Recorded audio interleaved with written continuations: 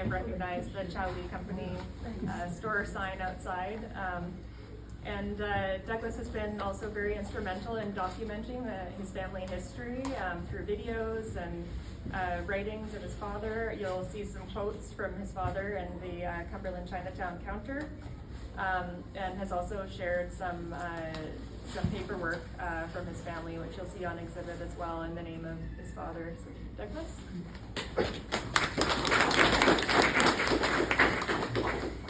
Hi, first of all, I want to say, actually, I thank the heavens because at least there's no forest fire or heat dome that prevented everybody from coming. So I'm glad that, everybody could come. But after that, I'd like to thank, of course, Rosalind and Lia for inviting me to this event. So, like I say, my name is Douglas Chow, and I am the grandson of Chow Lee, Chow Lee of that facade that you see by the front of the museum.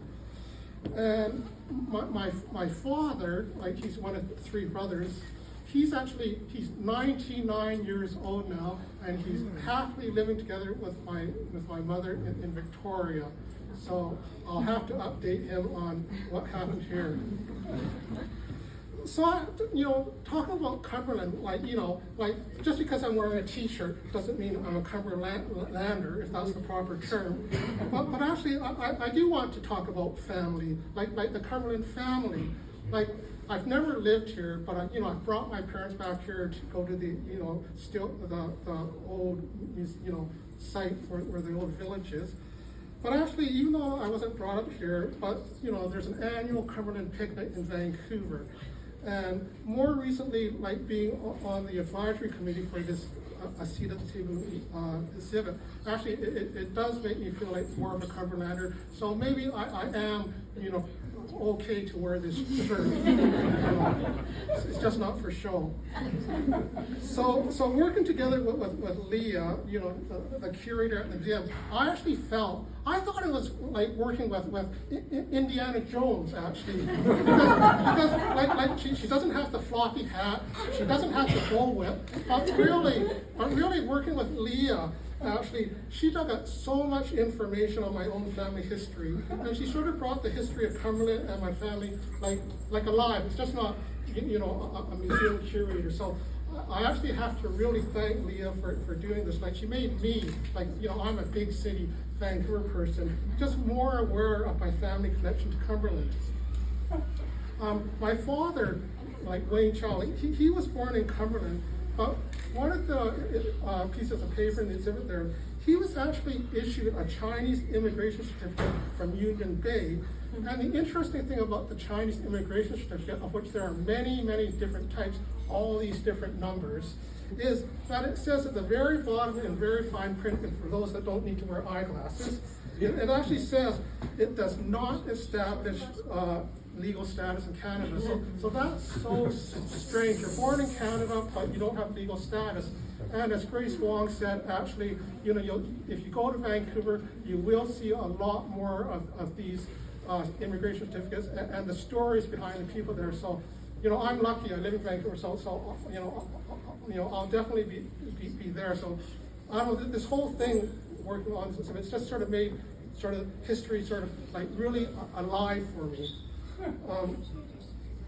After my dad, just because of advanced age, after he stopped going to the Cumberland picnic in Vancouver, I just decided I'll take his place. And for what reason? Because really me, I was the kid, and I see all these old people there, and then I said, I don't know anybody. But then I just thought, yeah, I'll take the place of my dad, because I'm not Luke's father, but I am my father's son.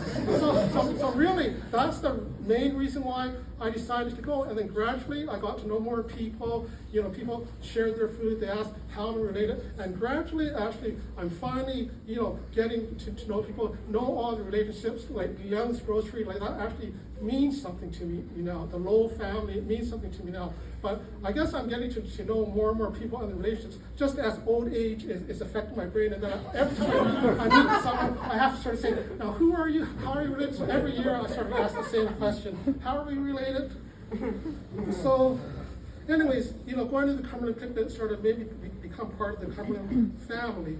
and really being on the advisory committee for this exhibit, but I actually caught, they couldn't find any other volunteers, so, and they just said advisory committee just to make us feel good, but it really means that you're old and they couldn't find any other volunteers. But really, working on this committee, it actually really opened me up to the wonderful work the museum is doing preserving Cumberland's history, as well as, I learned a lot more about my family's history and even my relatives' histories. So it's true. Now I talk to some of my relatives because I sort of had to research my relatives' history as well in order to fulfill this, committee and all those descriptions on the panels. So it's true. Some of my relatives say to me now, you know more about my family history than I do.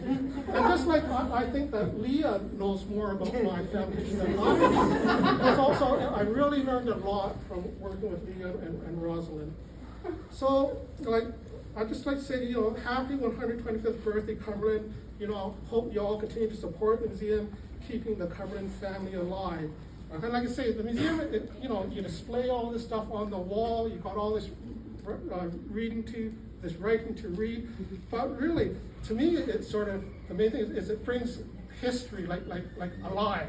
And for me, actually, in my case, it actually brought, like my grandfather, like Charlie's story, it actually brought, to me, it sort of brought him like alive. It's just not, pictures on the wall, it just brought it alive. So like I say, I really enjoyed, working on this exhibit, and I'll continue.